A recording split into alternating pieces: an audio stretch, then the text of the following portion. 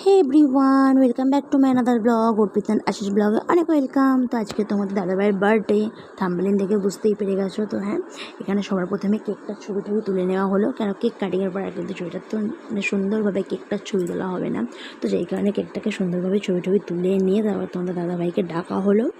Cake cutting হলো, এখানে মামনি, আমি, সোনাই সবাই মিলে দাদাভাইকে উইশ করলাম, কেক কাটলো, তারপরে তো একটা ছবি তুলে নিলাম কেক খাওয়ানোর পরে।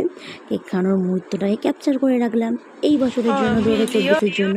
তোমার দাদাভাইয়ের বার্থডে হচ্ছে 22শে মে, তোমরাও একটু উইশ করে দিও, আর যাই হোক একটু আশীর্বাদ করে দিও যাতে ওর সব মনস্কামনা পূর্ণ হয় যাতে। তো আমরা তো করেছি।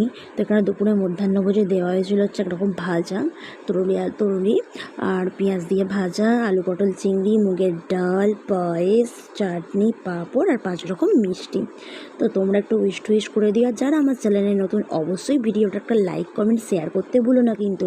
আর নেক্সট ভিডিওর জন্য ওয়েট করতে থাকো, অবশ্যই তোমরা নেক্সট ভিডিও পাবে। তো চলো আজকের মতন এখানে টাটা, বাই।